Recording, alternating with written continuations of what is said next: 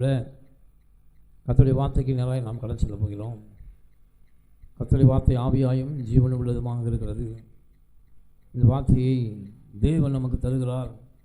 இந்த வார்த்தையின் மூலமாக தேவன் இப்போது நம்மோடு பேசுகிறார். அல்லேலூயா. அதனால் நாம் கடந்த வாரத்தில் சில நாட்களாக நாம் பார்த்தோம், சிந்தை, இயேசு கிறிஸ்துவில் இருந்த சிந்தை நமக்கு உண்டாக வேண்டும் என்று நாம் பார்த்தோம். அவரை போல சிந்திக்க வேண்டும், அவரை போல விசுவாசமாக இருக்க வேண்டும், அவரை போல தைரியசாலியாக இருக்கணும், அவரை போல கர்த்தருக்குள்ளே நாம் பிரயாசப்படுவர்களாக இருக்க வேண்டும், அவரை போல வாழ வேண்டும், அவர்களுடைய சிந்தை நமக்கு வேண்டும். அல்லேலூயா. நம்முடைய ஆத்மாவிலே தேவனுடைய சிந்தை இருக்குமானால் நாம் செய்கிற எல்லா காரியங்களிலும் நமக்கு என்ன கிடைக்கும்? வெற்றி கிடைக்கும். அல்லேலூயா. கர்த்தர் அவர் ஜெபித்த ஒருவர் கூட என்ன செய்யலை? ஒருவர் கூட சுகமாகாமல் போனதில்லை. மரித்தோருக்காக ஜெபித்தார், மரித்தோர் உயிரோடு எழுந்தார்கள். காரணம், அவருடைய சிந்தையும் பிதாவாகிய தேவனுடைய சிந்தையும் ஒன்றாக இருந்தது. அவர் சொன்னார், ஆண்டவரே, நீர் எப்போதும் எனக்கு செவி கொடுக்கிறீர் என்பதை நான் அறிந்திருக்கிறேன், ஆனால் இவர்கள் அதை விசுவாசிக்க முடியாத இடத்தில் இதை நான் கேட்கிறேன். அந்த 5 அப்பம் 2 மீனை கொண்டு அற்புதம் செய்யும்போது தேவன் இவ்வாறு ஜெபித்தார். அதனால் நாம் அந்த சிந்தையை விட்டு விடாதபடி கிறிஸ்துவின் சிந்தை நமக்குள்ளே வர வேண்டும், அவரை போல நாம் சிந்திக்க வேண்டும் என்று கர்த்தர் இந்த நாளிலே நாம் கடந்த வாரங்களில் பேசினோம். இந்த நாளிலும் நாம் ஒரு காரியத்தை குறித்து பார்க்க போகிறோம். வாசிப்போம். 1 கொரிந்தியர் 15வது அதிகாரம் 58வது வசனத்தை வாசிப்போம்.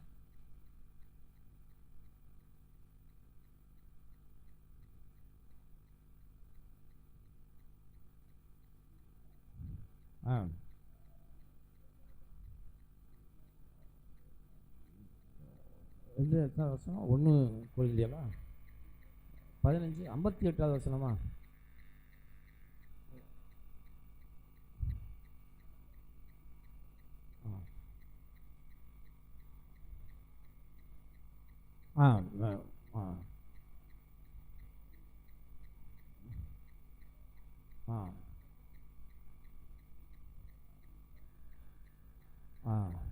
Very good. 1 கொஞ்சம் 15:58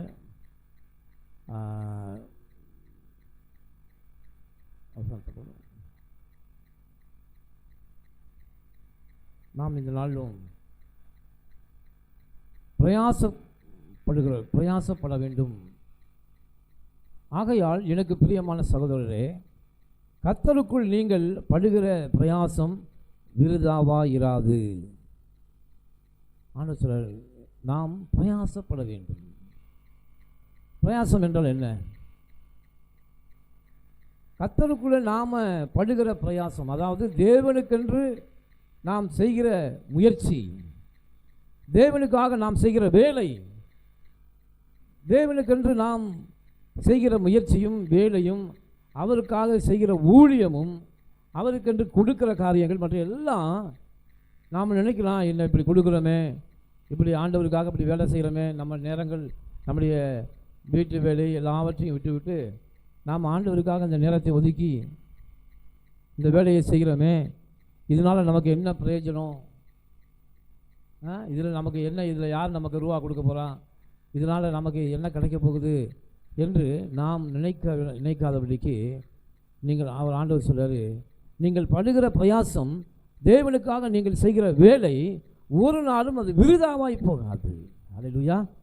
கர்த்தருக்கென்று என் ஆண்டு சொல்கிறார், என் நாமத்தின் மகிமைக்காக ஒரு கலசம் தண்ணீர் கொடுத்தாலும் அதன் பயனை நீ அடையாமல் போக மாட்டாய். அது விருதாவாய் இராது என்று அறிந்து, அது விருதாவாய் இராது என்று நீங்கள் அறிந்து எப்படி இருக்கணும்? உறுதிப்பட்டவர்களாய் இருக்க வேண்டும். நாம் எப்படி இருக்கோம்? அநேக சமயங்களில் ஆமாம், ஏதோ ஞாயிற்றுக்கிழமை ஆனால் ஆண்டவருக்குள்ள கோயிலுக்கு போகிறோம், ஏதோ போயிட்டு போனோம், காலையில் போனோம், மத்தியானம் வந்துட்டோம், அடுத்த வாரம் தான் இன்னும் அடுத்து போகிறோம்.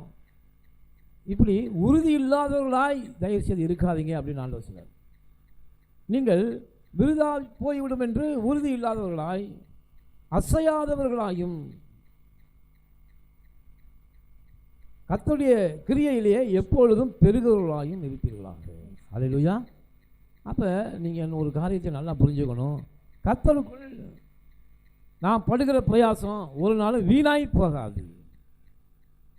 கர்த்தருடைய வார்த்தையும் அது அனுப்புகிற காரியமாய் வாய்க்கும், அது வெறுமையாய் திரும்புவதில்லை என்று எழுதியிருக்கிறபடி ஆண்டவருக்காக நீங்கள் போகிற போக்கில் ஒரு டம்ளர் தண்ணி அள்ளி ஒரு பாஸ்டருக்கு கொடுத்துட்டு போனால் கூட அதன் காரணத்தை கூட ஆண்டவர் மறக்கவே மாட்டார். ஹல்லேலூயா. ஒரு சிறு துரும்பை எடுத்து நீங்கள் போட்டிங்கன்னா கூட அதன் பயனை நீங்கள் அடையாமல் போக மாட்டீர்கள். அதைத்தான் இங்கே ஆண்டவர் வலியுறுத்துகிறார். அப்போ தேவனுக்கென்று நீங்கள் பிரயாசப்படணும். பிரயாசம் என்பது என்ன அப்படின்னு நீங்கள் பார்த்தீங்கன்னா இங்கிலீஷில் போட்டிருக்கு எஃபர்ட் எடுக்கணும். எஃபர்ட்னா என்ன? முயற்சி எடுக்கணும். அநேகர் என்ன செய்யணும்? முயற்சி எடுப்பதில்லை. பாருங்கள், பந்தய சாலைகளில் ஓடுகிறவர்கள் என்ன செய்கிறாங்க? முயற்சி எடுக்கிறாங்க. ஒலிம்பிக்கில் ஓடுறவங்க என்ன செய்கிறாங்க? பந்தய பொருளை பெற்றுக்கொள்ளத்தக்கதாக ஓடுங்கள் என்று வேதம் சொல்கிறது. அப்போ முயற்சி நமக்கு இருக்கணும். எந்த ஒரு காரியமும் முயற்சி எடுத்தால் அதை நாம் அடையலாம். ஹல்லேலூயா. முயற்சி எடுத்தால் அதை நாம் என்ன செய்யலாம்? நிச்சயமாக அடையலாம். அந்த முயற்சி எடுக்கும்போது நமக்கு பிரச்சனைகள் வரலாம், பணப்பிரச்சனைகள் வரலாம், நமக்கு ஒன்றுமே இல்லாமல் இருக்கலாம், சூழ்நிலைகள் நமக்கு மாறாக இருக்கலாம், எதிராக இருக்கலாம், பல பிரச்சனைகள் வரலாம். ஆனால் இது எந்த பிரச்சனை வந்தாலும் என் தேவனுக்காக நான் படுகிற பிரயாசம் அது விருதாய் போகாது என்று நாம் எப்படி இருக்கணும்? உறுதியாக இருக்க வேண்டும். ஹல்லேலூயா. அப்படி உறுதியாய் நிற்கிறவர்களை கர்த்தர் நிச்சயமாகவே ஆசீர்வதிப்பார். ஹல்லேலூயா. அவர்களைத்தான் கர்த்தர் தேடுகிறார். யார் உறுதியாக இருக்கா?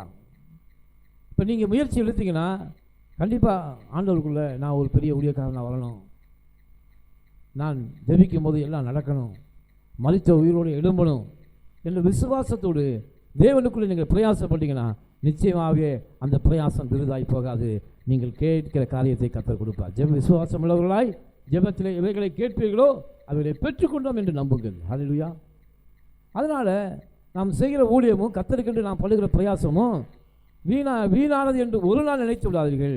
அது ஒரு நாளிலே ஆசீர்வாதமாக திரும்பும் என்று நம்புங்கள். ஹல்லேலூயா. ஒரு நாளிலே அது திரும்பும். அது நீங்கள் விதைக்கிற விதைத்த உடனே அறுவடை செய்ய முடியாது. இப்பொழுது நீங்கள் விதைத்து கொண்டு இருக்கிறீர்கள். ஒரு நாளிலே அழித்துகிற விதையை கொண்டு போகிறவன் கண்ணீரோடு விதைக்கிறான், ஒரு நாளிலே கம்பீரத்தோடு அறுப்பதை போல ஒரு நாளிலே கர்த்தர் உங்களை ஆசீர்வதிக்கும் போது இது இப்படி ஆயிற்று, இது நம்முடைய கண்களுக்கு ஆச்சரியமாக இருக்கிறது என்று உங்களை அநேகர் பார்த்து அநேகர் கண்டு பொறாமைப்படத்தக்க அளவுக்கு கர்த்தர் ஒரு நாளே உங்கள் வாழ்க்கையை உயர்த்துவார். ஏன்னா அவங்க கர்த்தருக்குள்ளே நீங்கள் படுகிற பிரயாசம் வீணாய் போகாது. ஹல்லேலூயா. ஆமாம், பாருங்கள், பிரயாசத்துக்கு என்னென்ன பாருங்கள். உழைப்பு, ரெண்டாவது முயற்சி. ஒன்று முயற்சி, ரெண்டாவது ஹார்ட் ஒர்க்கு.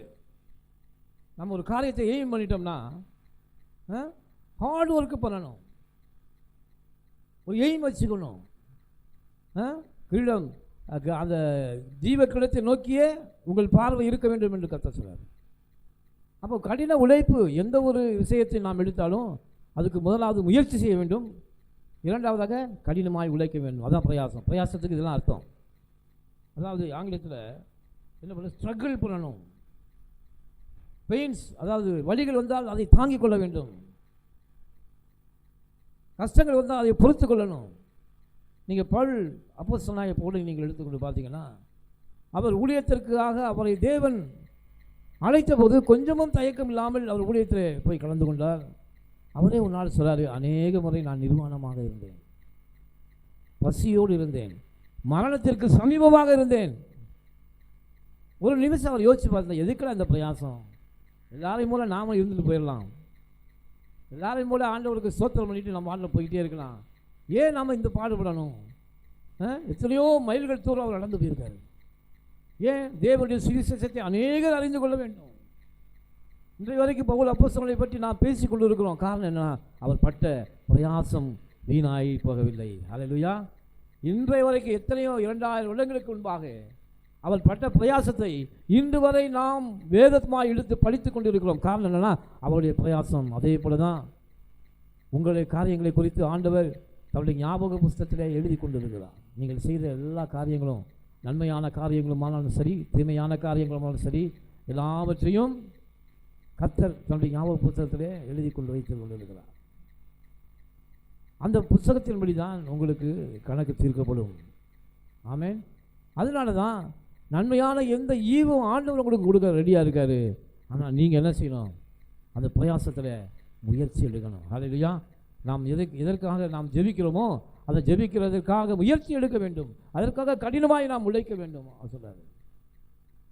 அதற்காக வருகிற வழிகளை தாங்கிக் கொள்ள வேண்டும். அதான் பிரயாசம். மூன்றாவது அதுக்கு என்ன பண்ணிருக்காங்க அப்படின்னா கஷ்டம்.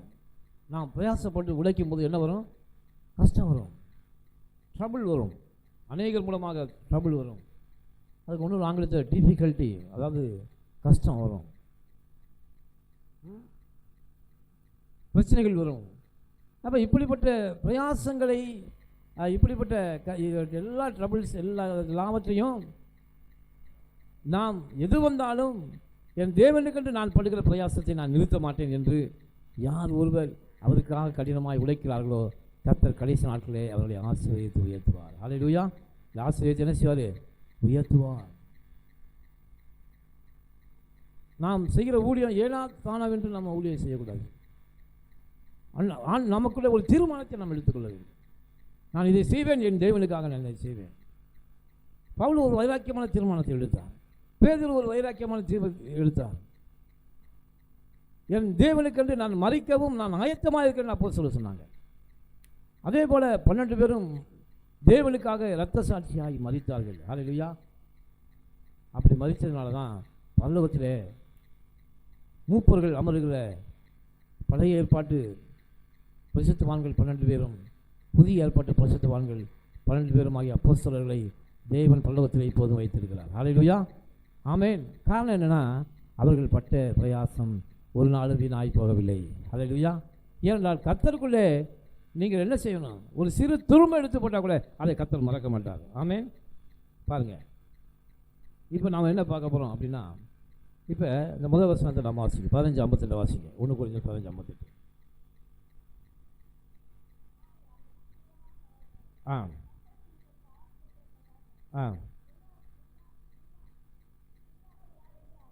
அறிந்து உறுதிப்பட்டவர்களாய்.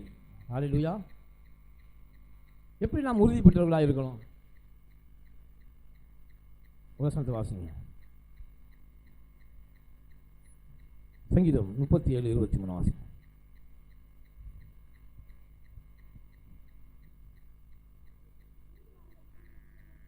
நீதிமான்கள் பூமியை சுதந்திரித்துக் கொண்டு என்றைக்கும் அதிலே வாசமாயிருப்பார்கள். நீதிமான்கள் பூமியை சுதந்திரித்துக் கொண்டு என்றைக்கும் அதிலே வாசமாயிருப்பார்கள். யாரு? நீதிமான்கள். என்றைக்கும் வாசமாயிருப்பார்கள், என்றைக்கும் பூமியிலே உறுதியாக இருப்பார்கள் நீதிமான்கள். நீதிமான்கள் என்றால் யாரு? இப்போ தேவனுடைய இரத்தத்தினாலே அவள் இரத்தத்தை விசுவாசித்து அந்த இரத்தத்தினாலே தம்முடைய பாவங்களை கழுவினவர்கள் நீதிமான்கள். அவர்கள் பூமியிலே வாசம் பண்ணுவார்கள். அவளுடைய உறுதி. 1 வசனத்தை வாசிங்க. ஆதியாகமம் 49:22-25. ஆதியாகமம் 49.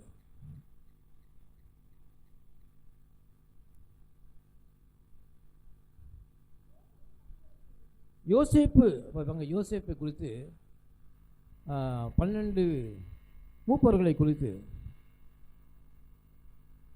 தீர்க்க தரிசனம் சொல்லப்பட்ட இடத்துல யோசேப்பை குறித்து, யோசேப்பை உங்களுக்கு தெரியும் நினைக்கிறேன், அந்த யோசேப்பை குறித்து வாக்குத்தத்தம் வரும்போது அந்த வாக்குத்தத்தமான வசனங்களை நான் பார்க்க போகிறோம். அதில் பாருங்கள், யோசேப்பு கனிதரும் செடி, அவன் நீர் ஊற்றண்டையில் உள்ள கனிதரும் செடி, அதன் கொடிகள் சுவரின் மேலே படரும். அடுத்த வசனம் வாசிங்க.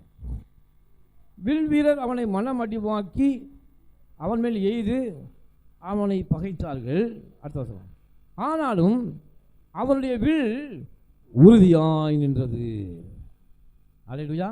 யோசேப்பு காலத்து தீர்க்கதரிசனம் என்ன? யோசேப்பு ஒரு வாலிபன். அவனை குறித்த தீர்க்கதரிசனம் ஆண்டவர் சொல்லும்போது சொல்லாது, வில் வீரர்கள் அவனை வளைந்து கொண்டார்கள். அவன் ஒருத்தன் தான் நிற்கிறான்.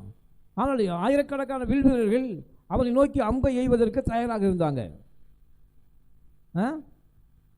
அதை பார்த்து அவன் என்ன செய்யல? தன் உறுதியை இழந்து விடவில்லை. அல்லேலூயா. தன் உறுதியை இழந்து விடவில்லை. அவன் என்ன செஞ்சான்? அவனுடைய வில் உறுதியாய் நின்றது. ஆமென், ஹல்லேலூயா. பாருங்க, பயம் நம்ம வாழ்க்கையில் இருக்கக்கூடாது. நம்ம வாழ்க்கையில் அநேக கஷ்டங்களை கொடுக்குற நபர்கள் நம்ம இடத்துல வரலாம், பிரச்சனைகளை கொடுக்குற வரலாம்.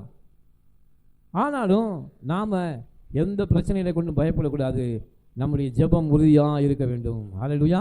நம்முடைய ஜெபம் வில் என்பது எதற்கு அடையாளம்? ஜெபத்திற்கு அடையாளமாக இருக்கும்.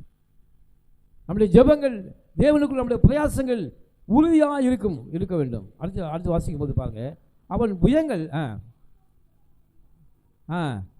புயங்கள் யாக்கோபுடைய வல்லவரின் கரங்களால் என்ன செஞ்சிச்சு? பலத்தன. அதே சொன்னான். அப்ப அவன் உறுதியாக இருந்ததினாலே யாக்கோபுடைய வல்லவர் யாரு? ஆண்டவராக இயேசு கிறிஸ்து, பிதாவாகிய தேவன்.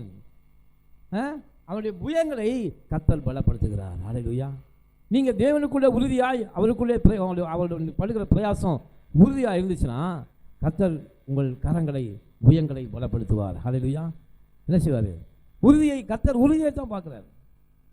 என் மகன் எனக்குள்ளே படுகிற இந்த பிரயாசம், எனக்காக செய்கிற வேலை, அவன் வாழ்க்கையில் ஆண்டவருக்கு செய்கிற ஊழியம் ஏனாதான் செய்யலை. அவன் எனக்காக நிற்கிறான். எத்தனை வில் அம்புகள் அவனுக்கு நேராக இருந்தாலும் யோசேப்பு தன்னுடைய வில்லை கீழே இறக்கவில்லை. அந்த வில்லை எப்படி இருந்துச்சு? உறுதியாய் நின்றது. ஆமென், ஹல்லேலூயா. வாலிபர்கள் இதை கவனத்தில் வச்சுக்கணும். தேவனுக்கென்று வாலிப பிராயத்தோட சிருஷ்டிகளை நினை. அப்படின்னா என்ன? வாலிப பிராயத்தில் தேவனுக்காக பிரயாசப்படு, தேவனுக்காக உழை. அப்பொழுது உன் வாழ்க்கையின் பிற்பகுதியை தேவன் ஆசீர்வதிப்பார். ஹல்லேலூயா. யாக்கோபுடைய வல்லவரின் கரங்களை புயங்களை பலப்படுத்துவார். அவர் எப்படி பலப்படுத்துவாராம்? கரங்களால், வல்லவரின் கரங்களால் பலத்தன. அப்புறம் என்ன செய்யுது? கர்த்தருடைய கரம் உங்கள் மேலே என்னைக்கு இருக்குங்க. ஹல்லேலூயா. கர்த்தருடைய கரம் இருக்குது. தேவனுக்கென்று நீங்கள் பிரயாசப்பட்டீங்களா, கர்த்தருடைய கரம் உங்கள் மேலே இருக்கும். இதனால் அவன் மேய்ப்பனும் இஸ்ரவேலின் கண்மலையும் ஆனான். ஆமென், ஹல்லேலூயா. அதனால் அவனுக்கு என்ன கிடைச்சுன்னா, அவன் மேய்ப்பனும் இஸ்ரவேலின் கண்மலையும் ஆனான். உலகமே பஞ்சம் வந்துச்சு, எங்கேயுமே தானியம் கிடைக்கவில்லை. ஆனால் யோசேப்பு எல்லாருக்கும் தானியம் உலகத்துக்கே கொடுத்தான் பஞ்சம் காலத்தில். ஹல்லேலூயா. அவன் இஸ்ரவேலை காப்பாற்றினான், உலகத்திற்கு எல்லா மக்களையும் காப்பாற்றினான். காரணம் என்ன? அவன் கண்மலையாக இருந்தான். கர்த்தர் அவனை பலப்படுத்தினார். ஹல்லேலூயா. அடுத்த வசனத்தை வாசிங்க, 25. உன் தகப்பனுடைய தேவனாலே அப்படி ஆயிற்று. அவர் உனக்கு துணையாக இருப்பார், சர்வ வல்லவராலே அப்படி ஆயிற்று. ஆமென், ஹல்லேலூயா. அப்ப பாருங்க, தேவனுக்குள்ளே நீங்கள் உறுதியாக இருந்தால் அவர் என்ன செய்வார்? தேவன் என்ன செய்வார் பாருங்க, அவர் உனக்கு துணையாக இருப்பார். ஹல்லேலூயா. நீங்கள் உங்கள் உறுதியை பார்த்து கர்த்தர் என்ன செய்வாரா? துணையாக இருப்பார். அவர் உங்களோடு இருப்பார். என் சமூகம் உனக்கு உண்பாக செல்லும், நான் உனக்கு உண்பாக சென்று எல்லா குழந்தையும் சேவையாக்கி உனக்கு கர்த்தர் சொல்றாரு. உன் போக்கை வரத்தை நான் ஆஸ்வதித்தேன், உன்னை என் உள்ளங்கையிலே நான் வரைந்திருக்கிறேன், உன்னை நான் ஆசீர்வதித்து உன் பேரை நான் பெருமைப்படுத்துவேன், உனக்கு நான் துணையாக இருப்பேன். ஹல்லேலூயா. துணையாக இருப்பேன் என்று கர்த்தர் சொல்றார். அடுத்து சொல்றாரு, சர்வ வல்லவராலே அப்படி ஆயிற்று. அவர் உயர வானத்திலிருந்து உண்டாகும் ஆசீர்வாதங்களினாலும் கீழே ஆழத்தில் உண்டாகும் ஆசீர்வாதங்களினாலும் ஸ்தனங்களுக்கும் கற்பங்களுக்கும் உரிய ஆசீர்வாதங்களினாலும் உன்னை ஆசீர்வதிப்பார். ஹல்லேலூயா. எப்படி எத்தனை ஆசீர்வாதம் பாருங்க. உன்னதத்தில் உண்டாகிற ஆசீர்வாதம், அதாவது பரலோகத்தில் வருகிற நன்மையான ஈவுகள். ஆழத்தில் உண்டாகும் ஆசீர்வாதம். ஆழத்தில் என்ன இருக்கு? கீழே, பூமிக்கு கீழே. வைரம் எங்கே இருக்கு? பூமிக்கு கீழே. தங்கம் எங்கே இருக்கு? பூமிக்கு கீழே. இரும்பு எங்கே இருக்கு? பிளாட்டினம் எங்கே இருக்கு? எல்லாம் பூமியில். அதுதான் ஆழத்தில் உண்டாகும் ஆசீர்வாதம். அப்புறம் ஸ்தனங்களுக்கும் கற்பங்களுக்கும் உரிய ஆசீர்வாதத்தினாலும் உன்னை கர்த்தர் ஆசீர்வதிப்பார். ஹல்லேலூயா. இதுக்கெல்லாம் ஒரே ஒரு காரணம், தேவனுக்கென்று நீ படுகிற பிரயாசமும் அவர் மேலே வைத்திருக்கிற உறுதியான நம்பிக்கையும். ஹல்லேலூயா. இப்படி நாம் தேவனுக்குள்ளே உறுதியாக இருக்கும்போது கர்த்தர் இப்படிப்பட்ட ஆசீர்வாதங்களாலே யோசேப்பை ஆசீர்வதித்தது போல உங்களையும் கர்த்தர் நிச்சயமாகவே ஆசீர்வதிப்பார். ஆமென். சங்கீதம் 89:28 வாசிங்க.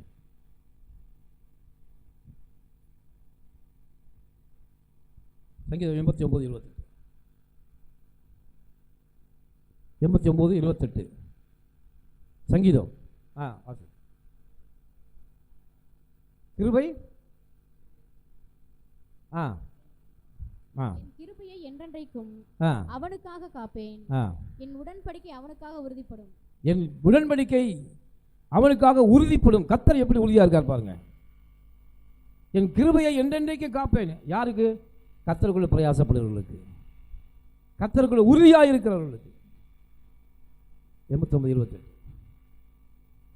89:28 ஆண்டவர் என் கிருபையை என்றென்றைக்கும் அவனை காப்பேன். இதோ மலைகள் விலகினாலும் பர்வதங்கள் நிலை பெய்ந்தாலும் என் கிருபை அவனை விட்டு விலகாமல் இருக்கும்.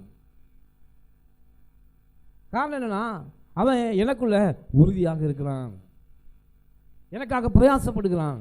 அதனால என்றென்றைக்கும் அவனுக்காக நான் என் கிருபையை காத்துக்கொள்வேன். அவனுக்காக என் உடன்படிக்கை அவனுக்காக உறுதிப்படுத்தப்படும். ஹல்லேலூயா. அவனோடு நான் செய்த உடன்படிக்கையை நான் மறக்க மாட்டேன். யாருக்கு? கர்த்தர் நமக்காக செய்த உடன்படிக்கை. ஒரு ஆண்டு சொல்றாரு, ஒரு நாள் நான் கைவிட மாட்டேன். உன் கூட நான் செய்த உடன்படிக்கை, புதிய உடன்படிக்கையோ பழைய உடன்படிக்கையோ, அந்த உடன்படிக்கையை அவர் என்ன செய்வார்? மீற மாட்டார். உடன்படிக்கை என்பது என்ன? 2 பேர் சேர்ந்து ஒரு காரியத்துக்காக உடன்படிக்கை செய்து விடுவது. கர்த்தர் நம்மோடு உடன்படிக்கை செய்ய என்ன அர்த்தம் அப்படின்னா, 2 பேர் சேர்ந்து நீ இதை செஞ்சால் நான் அதை செய்வேன். ஆண்டவர் வாக்கு மாறாதவர். அவருக்காக உறுதியாக இருக்கிற பிள்ளைகளை தன் உடன்படிக்கையை என்றென்றைக்கு அவர் காத்துக்கொள்வார். அந்த உடன்படிக்கை விட்டு ஒரு நாளும் அவர் மாற மாட்டார். ஹல்லேலூயா. அதனால தான் உடன்படிக்கையை அவர் காத்துக்கொள்வார். 3 வசனத்தை வாசிங்க. சங்கீதம் 37:23 வாசிங்களா?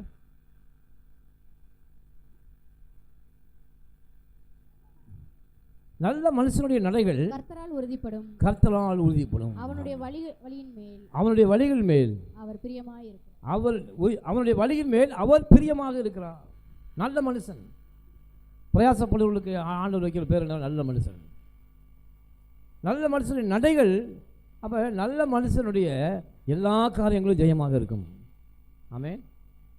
எல்லா காரியங்களும் ஜெயமாக இருக்கும். மனதில் எந்த விதமான பொறாமையோ அழுக்கோ எதுவும் இல்லாத இருக்கிற ஒரு மனுஷன் நல்ல மனுஷன். அவன் தேவனுக்கென்று வாடுகிறவன், தேவனுக்காக பிரயாசப்படுகிறவன், அவருக்காக உறுதியாய் நிற்கிறவன். மரணமே நேரிட்டாலும் தேவனை மறுதலிக்காதவர்கள் அநேக இரத்த சாட்சியாக மறுத்திருக்காங்க உலகத்தில். கர்த்தர் மறுதலிச்சுட்டு உயிரோடு இருக்க இரு என்று அநேகர் துன்புறுத்தி இருக்கிறார்கள். நான் கர்த்தருடைய நாமத்தை ஒரு நாளும் மறுதலிக்க மாட்டேன், அதை விட நான் இறப்பேன் என்று சொல்லி அநேகர் இறந்திருக்கிறார்கள். ஹல்லேலூயா. அதுதான் உறுதி, நல்ல மனுஷனுடைய உறுதி. காரணம் சொல்லணும்னா, அவனுடைய நடைகள் கர்த்தரால் உறுதிப்படும். கர்த்தர் நம்முடைய நடையை உறுதிப்படுத்துவார். காரணம் என்னன்னா, நம்முடைய வழிகளை கர்த்தர் சீர்படுத்துவார். பாருங்க, அந்த நல்ல மனுஷனுடைய வழியின் மேல் அவர் பிரியப்படுகிறார். ஹல்லேலூயா. அவர் பிரியமாக இருக்கார். நாம் எந்த ஒரு காரியத்தை முயற்சி செய்தாலும் கர்த்தர் அந்த காரியத்தின் மேல் பிரியமாக இருந்து அதை தேவன் அவனுக்காக நிறைவேற்றுகிறார். ஹல்லேலூயா. அப்போ பிரயாசப்படுகிறவன் தன் பங்கிலே முந்தி, தன் பலனிலே முந்தி பங்களிவான். வாசிங்க சங்கீதம் 127:1. சங்கீதம் 127:1. சியோனின் சிறையில் கர்த்தர் வீட்டை கட்டாராகில், கர்த்தர் வீட்டை கட்டாராகில், அது கர்த்தருடைய பிரயாசம் விருதா. கர்த்தர் நகரத்தை காவாராகில், கர்த்தர் நகரத்தை காவாராகில், காவலால் விழித்திருக்கிறது விருதா. பாருங்க, கர்த்தர் வீட்டை கட்டளைனா நாம் எல்லா படுகிற பிரயாசம்லாம் என்னவா இருக்கு? வீணாக இருக்கிறது. நாம் செய்கிற வேலைகளிலே கர்த்தருடைய துணை இல்லைன்னா நாம் எவ்வளவு பெரிய கவனமாக செஞ்சாலும், நம்ம அறிவை யூஸ் பண்ணி எந்த காரியத்தை செஞ்சாலும் அது விருதாவாய் போய்விடும் என்று கர்த்தர் சொல்றார். ஹல்லேலூயா.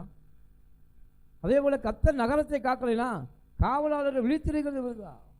அப்போ நம்மை காப்பதும், நமக்கு ஜீவனை கொடுப்பதும், நம்மை விழித்திருக்க வைப்பதும் எல்லாமே யாருடைய கையில் இருக்குது? கர்த்தருடைய கையில் இருக்குது. அப்போ அதனால தான் எப்போதும் அவருடைய கிருபையை பெற்றுக்கொள்ளும்படியாக நாம் நடக்கணும். தேவனுக்கு விரோதமான காரியங்களை நாம் செய்யாதபடி அவர் கிருபை நம்மேலே இருக்கும்படி, அந்த கிருபையை தேவன் நமக்குள்ளே காத்துக்கொள்ளும்படி அவரிடத்திலே நாம் இரக்கமுள்ளவர்களாக இருக்க வேண்டும். இரக்கமுள்ளவனுக்கு இரக்கம் பாராட்டப்படும். அன்பு செலுத்துவதற்கு அன்பை கொடுப்பார் கர்த்தர். அதனால தான் கர்த்தருடைய கண்களில் கிருபை கிடைக்கும்படி நாம் நடந்து கொள்ள வேண்டும். ஏனென்றால் பிரயாசம் என்பது நாம் படுகிற பிரயாசம்லாம் கர்த்தருக்குள்ளே நாம் படுகிற பிரயாசம் வீணாய் போகாதபடி நாம் என்ன செய்யணும்? தேவனுடைய கண்களில், அவருடைய கண்களில் இரக்கம் கிடைக்கும்படி நாம் நடந்து கொள்ள வேண்டும். அல்லேலூயா. அப்படி தான் நம்முடைய பிரயாசம் ஆசீர்வதிக்கப்படும். 3 வசனத்தை வாசிங்க. நீதிமொழிகள் 10:16.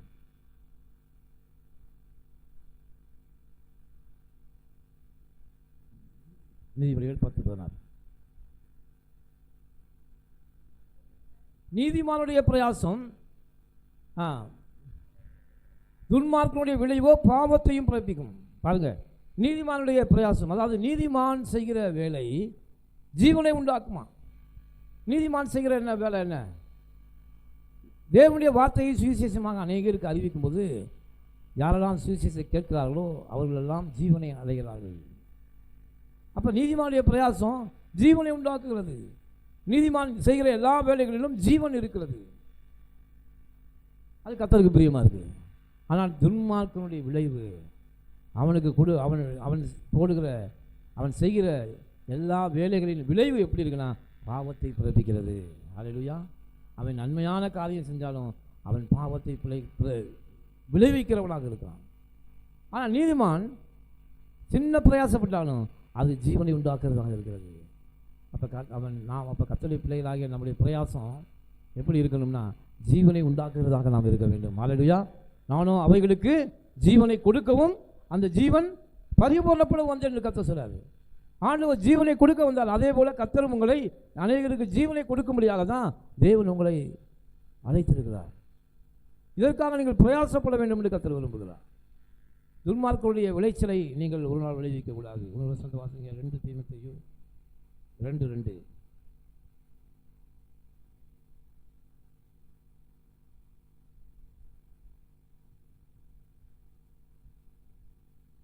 2 தீமோத்தேயு 2:2. அநேக சாட்சிகளுக்கு முன்பாக நீ என்னிடத்தில் கேட்டவைகளை மற்றவர்களுக்கு போதிக்கத்தக்க உண்மையுள்ள மனுஷர்களிடத்தில் ஒப்புவி. 2 தீமோத்தேயு 2:2. அநேக சாட்சிகளுக்கு முன்பாக நீ என்னிடத்தில் கேட்டவைகளை மற்றவர்களுக்கு போதிக்கத்தக்க உண்மையுள்ள மனுஷர்களிடத்தில் என்ன செய்யணும்? ஒப்புவிக்க வேண்டும். எதை ஒப்பிக்கணும்? கர்த்தரிடத்தில் கேட்டவைகளை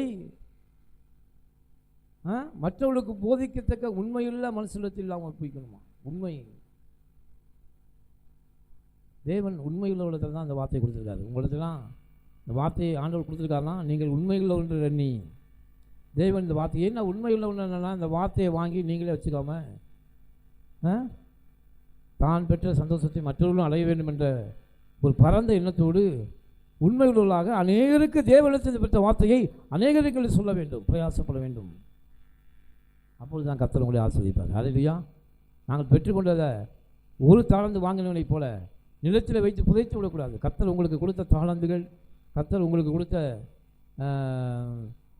வார்த்தைகள், இவை எல்லாவற்றையும் நாம் கடத்தி கொண்டே இருக்க வேண்டும். அதை ஒரே இடத்துல வச்சுருக்கக்கூடாது. பாருங்கள், கிணற்றில் தண்ணீர் வச்சுன்னா தண்ணீரை இறைத்து கொண்டே இருக்கணும். அப்போ தான் அந்த தண்ணி ஊறிக்கொண்டே இருக்கும். அதேபோல் உங்களுக்கு கொடுத்த தாளந்துகளை நீங்கள் கொடுத்து கொண்டே இருக்க வேண்டும். கொடுங்கள், அப்பொழுது உங்களுக்கு கொடுக்கப்படும். ஆண்டவர் கொடுத்த காசோ பணமோ திறமையோ தாளந்துகளையோ நாம் மற்றவர்களுக்கு கொடுக்காமோ பயன்படுத்தாமல் அப்படியே வச்சுருந்தா ஆண்டு சொல்லாரு, உங்கள் பொக்கிஷங்களை பல்லோகத்தில் சேர்த்து வையுங்கள், பூமியில் சேர்த்து வச்சா அது துரு பிடிக்கும். ஏன் அதை பயன்படுத்தாமல் நீங்கள் விட்டு விட்டீர்கள்?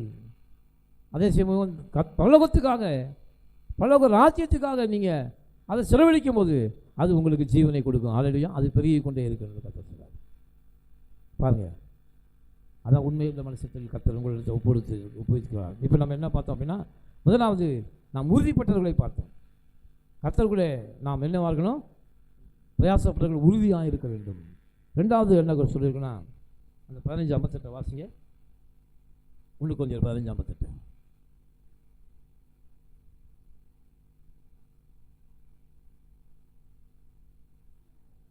அசையாதவர்களாய் எப்படி இருக்கணுமா? அசையாதவர்களா என்ன?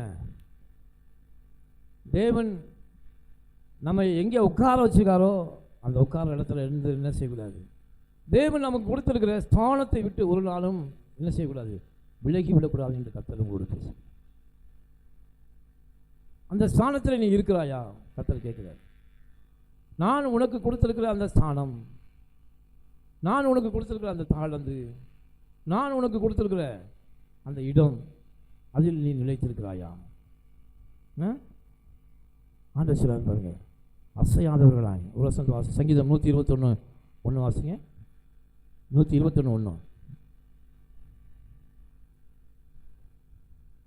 எனக்கு ஒத்தாசை வரும் பர்வதங்களுக்கு நேராக, எனக்கு ஒத்தாசை வரும் பர்வதங்களுக்கு நேராக கண்களை ஏறெடுக்கிறேன். நான் என் கண்களை ஏறெடுக்கிறேன். வானத்தையும் பூமியையும் உண்டாக்கின கர்த்தரிடத்திலிருந்து எனக்கு ஒத்தாசை வரும். வானத்தையும் பூமியையும் உண்டாக்கின கர்த்தரிடத்திலிருந்து எனக்கு ஒத்தாசை வரும். என்னங்க அர்த்தம்? நம்முடைய காரியங்களெல்லாம் வானத்தையும் பூமியும் உண்டாக்கின கர்த்தரிடத்திலிருந்து ஒத்தாசையை எதிர்பார்க்க வேண்டும் என்று கர்த்தர் விரும்புகிறார். அசையக்கூடாது. நமக்கு ஆண்டவர் கொடுத்திருக்கிற மிகப்பெரிய ஆசீர்வாதம்னா, எனக்கு ஒத்தாசை வரும் பர்வதங்கள், அதுக்கு நேராக உன் கண்ணை நீ ஏறிடு. அந்த கண்ணை நீ அந்த கண்மலையாய் கிறிஸ்துவை நோக்கி பார்க்காம செழிப்புள்ள இடத்தை, ஆபிரகாம் லோத்து பிரிந்தபோது லோத்து என்ன செஞ்சான்? அந்த சோவாருக்கு போகிற வழி, யோர்தானின் அந்த படுகை நிலங்கள் ஏதேனை போல் அழகாக இருந்ததுனாலே அவன் அந்த இடத்தை தேர்ந்தெடுத்தான் கண்களில் பார்த்து. ஆனால் ஆபிரகாமோ கர்த்தர் காட்டின இடத்தை தேர்ந்தெடுத்தான். கடைசியில் லோத்து சோதோம் குமரா பட்டணத்துக்கு அருகே குடியிருந்தான். ஆபிரகாமோ செழிப்புள்ள இடத்தில் இருந்தான். அல்லேலூயா. கானான் தேசத்தில் இருந்தான். காரணம் என்னென்னா, கர்த்தர் உனக்கு கொடுத்துருக்கிற ஸ்தானத்தில் இரு. நீ உனக்கு எந்த பிரச்சனை வந்தாலும், எந்த கஷ்டங்கள், எந்த சூழ்நிலை வந்தாலும், இவன் கண்களை என்னை விட்டு ஒத்தாசை வரும் பர்வதத்தை விட்டு நீ வேறு எடுக்கவே எடுக்காத. எனக்கு ஒத்தாசை வரும் பர்வதங்கள் நேராக என் கண்களை நான் ஏறெடுப்பேன். அசைய மாட்டேன், யார் பக்கமும் சாய மாட்டேன். கர்த்தரை எனக்கு ஒத்தாசையை கொடுக்கிறவர். வானத்தையும் போய் உண்டாக்கின கர்த்தரிடத்திலிருந்து எனக்கு என்ன வரும்? ஒத்தாசை வரும். யாக்கோபு சொன்னாலே, என்னை ஆசீர்வதித்தாலே ஒழிய நான் உன்னை என்ன செய்ய மாட்டேன், விட மாட்டேன். அசையலை, உறுதியாக இருந்தான். நம்முடைய பிரயாசங்கள் அப்படி இருக்கணும். ஆண்டவரை சொல்லணும், ஆண்டவரே எனக்கு இந்த காரியத்தை முடிச்சு கொடுங்க, நான் விடமாட்டேன் உங்களை. என்னை ஆசீர்வதிக்கிறேன்னா நான் தேவனுடைய பிள்ளையாக இருக்கிறேன். நான் உலகத்துடைய பிள்ளைகளாக இருந்தால் நான் எதையாவது சொல்லி சம்பாதிச்சு, ஏதாவது 4 பொய் புரட்ட சொல்லி சம்பாதிச்சு நான் காசு சேர்த்துருவேன். ஆனால் நான் உம்முடைய பிள்ளை, விசுவாசம் இல்லாமல் வருவது எல்லாம் பாவமாக இருக்கு என்று எழுதப்பட்டிருக்கிறது. இந்த வார்த்தையின்படி என்னை நீங்கள் தான் ஆசீர்வதிக்கணும். நீங்கள் என்னை ஆசீர்வதிக்காதவளையே நான் விட மாட்டேன். யாக்கோபு 2 பரிவாரங்களுடனாக வந்தான். ஆனால் ஆண்டவர்கிட்ட என்ன செஞ்சான்? அவன்கிட்ட 2 பரிவாரங்கள் இருந்தது. அவன் ஒன்றுமே இல்லாமல் போகும்போது சொன்னான், ஆண்டவர் என்னை ஒரு பெரிய மனுஷனாக என் தேசத்துக்கு திரும்பி வர பண்ணுவார்கள், அவளுக்கு இந்த இடத்துல ஆலயத்தை கட்டுவேன், அவருக்கு தசமபாகம் கொடுப்பேன் என்று சொன்னான். அதே போல் கர்த்தரை ஆசீர்வதித்து 2 பரிவாரங்களோடு அவன் திரும்பி வரும்போது ஆண்டவர் கேட்பார், ஏப்பா 2 பரிவாரங்களை வச்சிருக்கிய, இது பத்தாதுன்னு என்னை ஆசீர்வதின்னு கேட்குறேன், ஏப்பா கேட்குற? ஆண்டவர் கேட்டிருப்பார். அவன் விடவே இல்லை ஆண்டவரை. எனக்கு எவ்வளவு பணம் காசு எவ்வளவு இருந்தாலும் அதை காக்கும்படிக்கு உங்களுடைய கிருபை இல்லைனா அந்த பணம் காசுலாம் ஒரு நொடியில் காணாமல் போயிடும் ஆண்டவரே. அல்லேலூயா. அதனால் நீங்கள் ஆசீர்வதிங்க. இந்த பொருள் சம்பத்துக்கள் மேலுடைய ஆசீர்வாதம் தங்கட்டும். ஏன்னா வேதத்தில் கர்த்தருடைய ஆசீர்வாதமே ஐஸ்வர்யத்தை தரும், அதனுடைய கர்த்தர் வேதனையை கூட்டாது. ஐஸ்வர்யம் எல்லாத்துக்கும் இருக்கலாம், பணம் எல்லாத்துக்கும் இருக்கலாம்,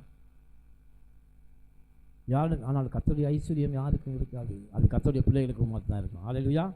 பாருங்க, கொஞ்சம் காசு இருந்தாலும் பரவாயில்ல, அந்த கொஞ்சம் காசில் கர்த்தர் தம்முடைய செழிப்பையும் ஐஸ்வர்யத்தையும் கர்த்தர் உனக்கு வைத்திருப்பார். அல்லேலூயா.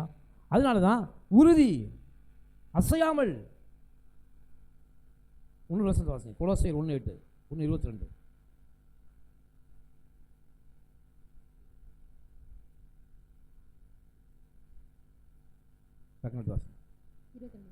கொலோசையர் 1:22. நீங்கள்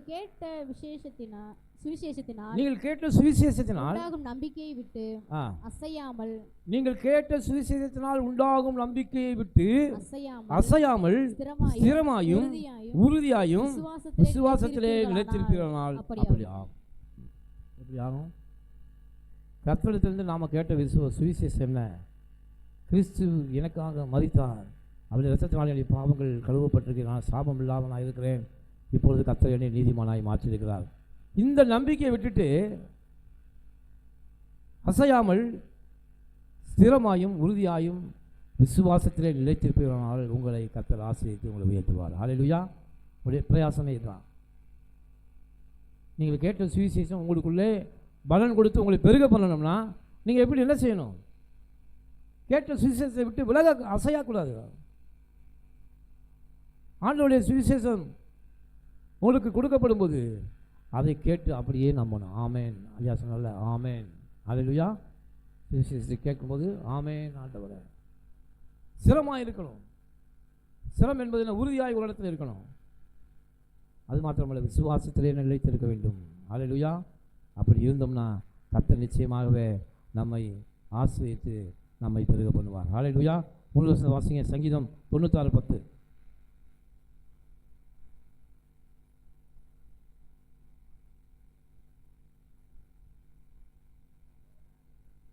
கர்த்தர் ராஜரீகம் பண்ணுகிறார், ஆகையால் கர்த்தர் ராஜரீகம் பண்ணுகிறார், ஆகையால் கர்த்தர் ராஜரீகம் பண்ணுகிறார், பூச்சக்கரம் அசையாதபடி உறுதிப்பட்டிருக்கும், அவர் ஜனங்களை நிதானமாய் நியாயம் தீர்ப்பார் என்று ஜாதிகளுக்குள்ளே சொல்லுங்கள். ஹல்லேலூயா. பாருங்க, கர்த்தர் ராஜரீகம் என்றார். அதாவது இது பரலோக ராஜ்யத்தில் கர்த்தர் வரும்போது அவருடைய ராஜரீகம் இருக்கும்போது இந்த பூமி எப்படி இருக்குமா? அசையாதபடிக்கு உறுதிப்பட்டிருக்கும். ஹல்லேலூயா. எப்படி இருக்குமா? அசையாதபடி உறுதிப்பட்டிருக்கும். என்ன அர்த்தம்? கர்த்தருடைய வார்த்தையை விட்டு விலகாமல் உறுதியாக இருப்பார்கள். பூமியே அசையாமல் இருக்கும் அப்படின்னு சொல்லப்படல. பூமி அப்படி சுற்றினா தான் நம்ம சுவாசிக்க முடியும். பூச்சக்கரம் அசையாத உறுதினா அவர்கள் இன்று இந்த நாளிலே கேட்கிற அநேக வசனத்தை, அநேக உதாரணங்களை கேட்குவது இல்லாமல் கர்த்தருடைய வார்த்தையை மாத்திரம் கேட்டு, அவர் வாயின் வார்த்தையை மாத்திரம் கேட்டு, அவர் உங்களுக்கு என்ன சொல்வது அதன்படி செய்யுங்கள் எழுதியிருக்கபடி அவருடைய வார்த்தையை கேட்டு அசையாமல் உறுதியாக இருப்பார்கள். ஹல்லேலூயா. அவர் ஜனங்களை நிதானமாக நியாயம் தீர்ப்பார். நிதானமாக என்னது? அவசரப்பட்டு இந்த நாளில் நீதிமன்றங்கள் என்ன செய்கிறது, சட்டங்கள் என்ன செய்யும் அப்படின்னா நிதானமாய் யோசிக்காது. சாட்சி இருக்கா, அதைத்தான் பார்க்கும். 1க்கு 2 சாட்சி இருக்கா, சட்டத்தின்படி தான் நியாயம் தீர்ப்பார்கள். உடனே தீர்ப்பு சொல்லிடுவாங்க. எல்லாம் சரியாக இருந்துச்சுன்னா உடனே தீர்ப்பு, போ உனக்கு இந்த தண்டனை. ஆனால் நம்முடைய தேவன் அப்படி இல்லை. அவர் சொல்றாரு நிதானமாய் நியாயம் தீர்ப்பேன். ஹல்லேலூயா. நிதானமாக என்றால் என்ன? கொஞ்சம் யோசிச்சு, இப்பொழுது இருக்க சட்டத்தின்படி நம்முடைய பூமியில் சட்டத்தின்படி அவர் யதார்த்தமாக நியாயம் தீர்ப்பார். ஈசாயின் மலிமரத்திலிருந்து ஒரு துளிர் தோன்றும், அவர் யதார்த்தமாய் நியாயம் தீர்ப்பார். யதார்த்தமாக என்பது இப்பொழுது நாற்பத்த டைமில் என்ன சரியான நியாயமோ அதை அவர் தீர்ப்பார். ஹல்லேலூயா. கர்த்தர் என்னன்னா உங்கள் சூழ்நிலையை பார்த்து உங்களுக்கு நியாயம் தீர்ப்பார். அதான் நிதானமாய் நியாயம் தீர்ப்பது. இதை ஜாதிகளுக்கு சொல்லுங்கள். ஹல்லேலூயா. அப்போ கர்த்தருடைய பூச்சக்கரம் தேவனுடைய வார்த்தைகளை அசையாமல் இருந்தால் கர்த்தர் பிள்ளைகளுக்கு வர வேண்டிய நன்மைகளை தருவார். அவர் நிதானமாய் நியாயம் தீர்ப்பார். ஆமென். ஹல்லேலூயா. பாருங்க, முழு வசனம் வாசிங்க. ஏசாயா 32:23. ஏசாயா 22:23.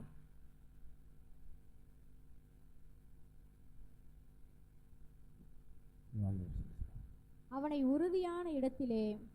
உறுதியான இடத்திலே ஆணியாக கடாவுவேன். அவன் தன் தகப்பன் வீட்டுக்கு மகிமையான சிங்காசனமாக இருப்பான். ஹல்லேலூயா. கர்த்தரே நம்மளை உறுதியாக என்ன செய்வாராம்? ஆணியை போல கடாவுவாராம். எங்கே கடவுவார்? இங்கே நம்ம என்ன ஆண்டவர் ஒரு சபையிலே ஒரு ஆணியை போல உறுதியாக வைத்திருப்பார், தூண்களாக வைத்திருப்பார். அதான் உறுதியான இடத்தில் ஆணியாக கடாவுவேன். தேவனுடைய வார்த்தை உறுதியாய் பிரசங்கிக்கிற இடத்துல கர்த்தர் உன்னை என்ன செய்வார்? ஆணியை போல் அடிப்பார். ஹல்லேலூயா. அங்கே உன்னை ஸ்திரப்படுத்துவார், அசையாமல் நீ இருக்கும்படி. அவன் தன் தகப்பன் வீட்டுக்கு மகிமையான சிங்காசனமாக இருப்பான். ஹல்லேலூயா. அப்படிப்பட்டவர்கள் எப்படி இருப்பாங்கன்னா தன் தகப்பன் வீட்டுக்கு சிங்காசனத்தை போல. ஹல்லேலூயா.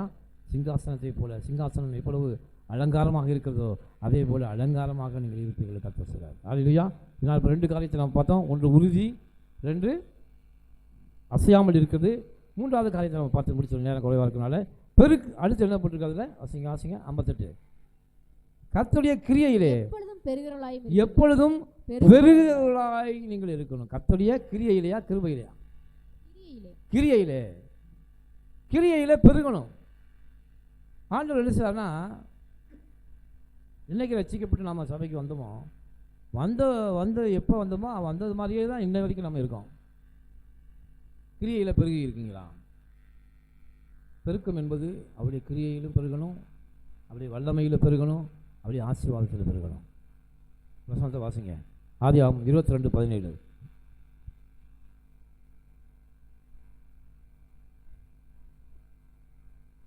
நான் உன்னை ஆசீர்வதிக்கவே ஆசீர்வதித்து சந்ததியை வானத்து நட்சத்திரங்களைப் போலவும் கடற்கரை மணலைப் போலவும் பெருகவே பெருக பண்ணுவேன். பெருகவே ஆண்டவர் பாருங்க நம்மளை எப்படி பெருக பண்றாராம். நான் உன்னை ஆசீர்வதிக்கவே ஆசீர்வதித்து உன் சந்ததியை வானத்து நட்சத்திரங்களைப் போலவும் கடற்கரை மணலைப் போலவும் என்ன செய்வேன்? பெருகவே பெருக பண்ணுவேன். 2 டைம்ஸ் சொல்றாங்க. எந்த ஒரு பைபிளில் வார்த்தை 2 டைம்ஸ் சொல்றோ அது கர்த்தர் என்ன செய்யலாம்? உறுதிப்படுத்துகிறார். அல்லேலூயா. 1-2 சாட்சியினாலே ஒரு காரியம் உறுதிப்படும். அதே போல தான் ஆண்டவர் பாருங்க ஆசீர்வாதத்தை எப்படி கொடுக்குறாங்க? 2 இடம் சொல்லுவாங்க. ஆசீர்வதிக்கவே ஆசீர்வதித்து உன் சந்ததி என்ன செய்வேன்? வானத்து நட்சத்திரங்களைப் போலவும் கடற்கரை மணலை போலவும் பெருகவே பெருக பண்ணுவேன். உன் சந்ததியால் தங்கள் சத்துருக்களின் வாசல்களை சுதந்திரித்துக் கொள்வார்கள். அல்லேலூயா. உன் சத்துருக்கள் சத்துருக்கள் மத்தியிலே நான் உனக்கு ஒரு பந்தியை ஆயத்தப்படுத்துவேன். அவருடைய வாசல்களை சுதந்திரித்துக் கொள்வானா அவருடைய இடத்தை கர்த்தர் உனக்கு கொடுப்பார். கானான் தேசத்தை கர்த்தர் கொடுத்தார் பார்த்தீங்களா? ஏத்தியரும் எமோரியரும் எபூசியரும் வாழ்ந்த அந்த அழகான கானான் தேசத்தை, மலைகளும் பள்ளத்தாக்கும் நிறைந்த அழகான கானான் தேசத்தை கர்த்தர் இஸ்ரவேலுக்கு கொடுத்தார். அல்லேலூயா. அதே போல் ஆண்டவர் பாருங்கள் உங்களுக்காக தேவன் உங்கள் சத்துரு வைத்திருக்கிற அந்த அழகான வீட்டை கர்த்தர் உங்களுக்கு சுதந்திரிக்க கொடுப்பார். அல்லேலூயா. வாசல்களை நீங்கள் சுதந்திரித்துக் கொள்வீர்கள். ஆமென். காரணம் என்னன்னா, ஆண்டவர் என்ன பண்ணா பெருக பண்ணுகிற வல்லமையில தேவன். அவரை விசுவாசித்தீங்கன்னா நிச்சயமாக கர்த்தர் நம்மளை பெருக பண்ணுவார். ஆண்டவர் சொல்ற கர்த்தருடைய கிரியையில் நீ பெருக வேண்டும், அதே போல என்னுடைய வார்த்தைகளும் நீ பெருக வேண்டும். ஆண்டவர் சொல்லிட்டார் ஆபிரகாமை குறித்து, உன் சந்ததி எப்படி இருக்கும்? கடற்கரை மணல், வானத்து நட்சத்திரங்கள். அல்லேலூயா. பாருங்க நட்சத்திரங்களைப் போல நட்சத்திரங்கள் பாருங்கள் இன்னும் வரைக்கும் ஏராளம் நட்சத்திரங்கள் வானத்திலே காணப்படுகிறது. ஒன்றா கண்டுபிடிச்சிட்டு தான் இருக்காங்க. அந்த நட்சத்திரங்கள் எப்படி பெருகி கொண்டே இருக்கும். அதே போல் நான் உன் சந்ததியை என்ன செய்வேன்? பெருக பண்ணுவேன் கர்த்தர் சொல்கிறார். அப்போ பெருகிறவர்களாய் நீங்கள் இருக்க வேண்டும். இன்னொரு சந்தோஷம் 2 கொரிந்தியர்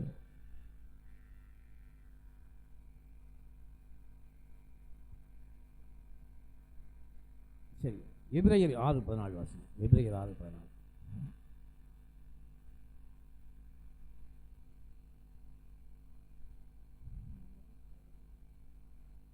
எபிரேயர் 6:14.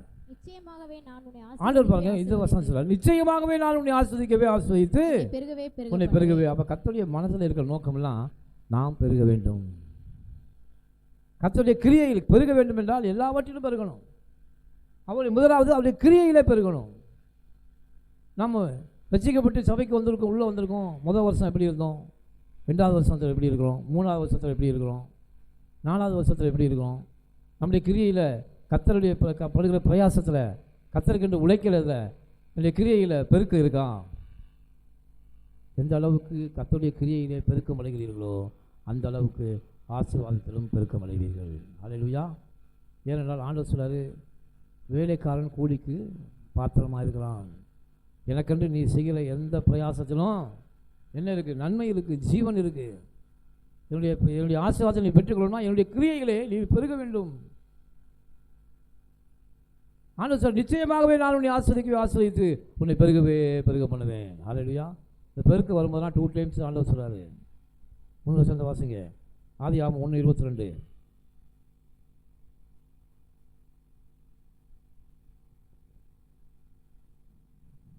தேவன் அவைகளை ஆசீர்வதித்து நீங்கள் பழுகி பெருகி சமுத்திர ஜலத்தை நிரப்புங்கள். ஹல்லேலூயா. நீங்கள் பழுகி பெருகி, தேவனுடைய மனதில் உள்ள நோக்கம்லாம் என்னன்னா, நீ பெருக வேண்டும், பழுக வேண்டும். ஹல்லேலூயா. இதற்காக இது எதுக்கு சொல்லணும்னா, இந்த 3 காரியமும் என்ன சொல்றாரு? பிரயாசப்படு, உறுதியாக இருக்க பிரயாசப்படு, அசையாதவளாக இருக்க பிரயாசப்படு, பெருக்கத்துக்கு பிரயாசப்படு. இந்த 3 காரியத்தில் நீ எப்படி பிரயாசப்பட்டு இந்த காரியத்தை செய்கிறாயோ அதன்படி உன்னை நான் ஆசீர்வதிப்பேன். ஆதியாகமம் 16:10 வாசிங்க. பின்னும் கர்த்தருடைய தூதனானவன் அவளை நோக்கி, உன் சந்ததியை மிகவும் பெருக பண்ணுவேன், அது பெருகி எண்ணி முடியாததாக இருக்கும். ஹல்லேலூயா. பிரயாசம். ஆண்டவர் சொல்ற வார்த்தையில நாம் பெருக வேண்டும். உன் சந்ததியை பெருக பண்ணுவேன், மிகவும் பெருக பண்ணுவேன். வாக்குத்தத்தம். அது பெருகி எண்ணி முடியாததாக இருக்கும். ஹல்லேலூயா. பெருக்கத்தை கர்த்தர் கொடுக்கிறார். ஆதியாகமம் 13:16 வாசிங்க. 13:16. உன் சந்ததியை பூமியின் தூளை போல பெருக பண்ணுவேன். ஹல்லேலூயா. பாருங்க, பூமியின் தூள் எவ்வளவு எண்ண முடியுமா? ஒரு கைப்பிடியிலே லட்சக்கணக்கான துகள் இருக்கிறது. இந்த துகளை போல என்ன செய்வேன்? பெருக பண்ணுவேன். பூமியின் தூளை போல பெருக பண்ணுவேன். ஒருவன் பூமியின் தூளை எண்ண கூடுமானால் உன் சந்ததியும் எண்ணப்படும். பார்த்துங்க, ஆண்டவருடைய சந்ததியை பெருக பண்ணுகிறார். ஹல்லேலூயா. 26-24 வாசம். ஆதியாகமம் 26-24.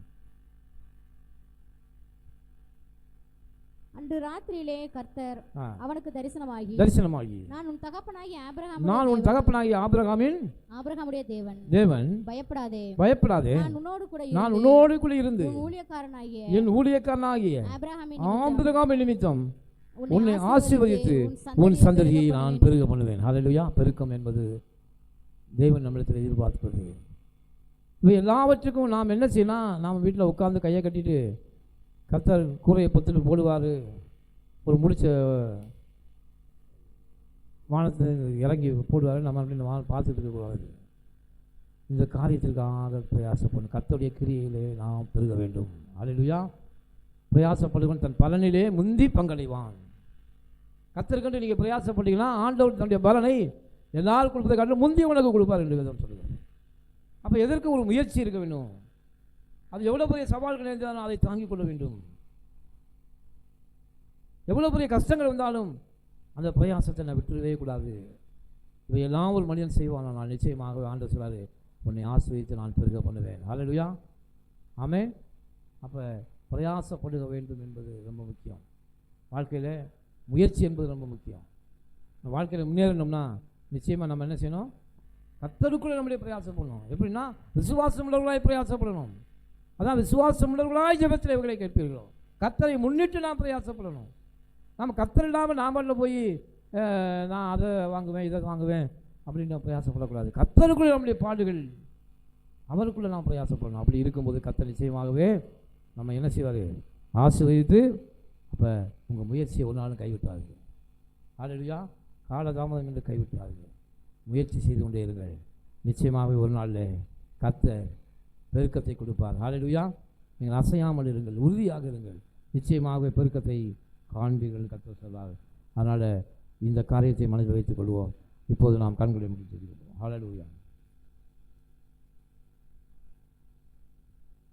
நாம் பாடி நாமத்தை மகிமைப்படுத்த போகிறோம். அப்படியே நின்ற இடத்திலிருந்து எழுந்து நடிக்க